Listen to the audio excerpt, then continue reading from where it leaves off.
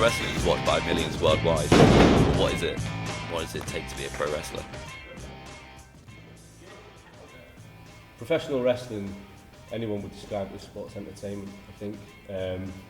You have to have some level of fitness, you have to have some level of skill, but the outcomes are predetermined. It's storytelling, just the same as I suppose, you know, someone's missus might watch EastEnders or Coronation Street or something like that. You watch wrestling. Pro wrestling is all about telling a story, and no story can work without its characters. My in-ring character is called El Ramo, and I like it because it's just me going crazy, beating people up.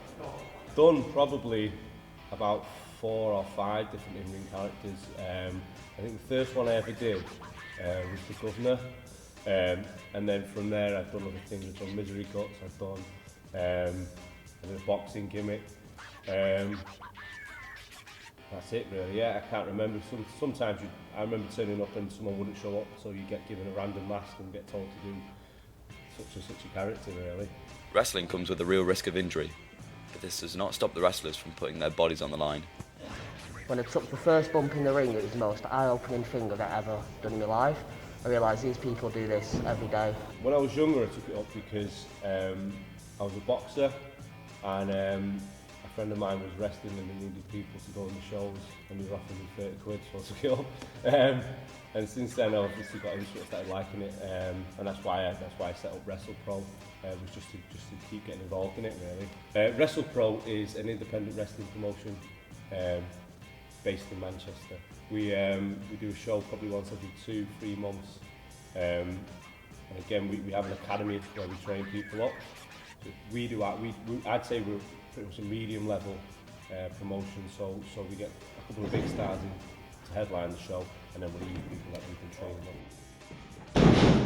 The eye by Bubblegum, who hits that kick and knocks Andrews to 6 there. Oh, look what he's going for. Uses the right handspring. What I love most about pro wrestling is the storytelling of it. That's what pro wrestling in its purest form, I think, is. It's the ability to bring a group of people into a venue, sit them down, and for an hour to 2 hours create this suspension of disbelief. That these are 2 guys where there's one guy that you can tell is a bad guy and one guy that you can tell is a good guy, and those guys want to find out who's going to win out of those 2, and that's the element of it that I love the most. I think it's reality is the hardest thing in wrestling. It's dealing with people who suddenly start to believe the characters that they've created, that they've given, or they've created themselves, and believe in their own hype and what have you.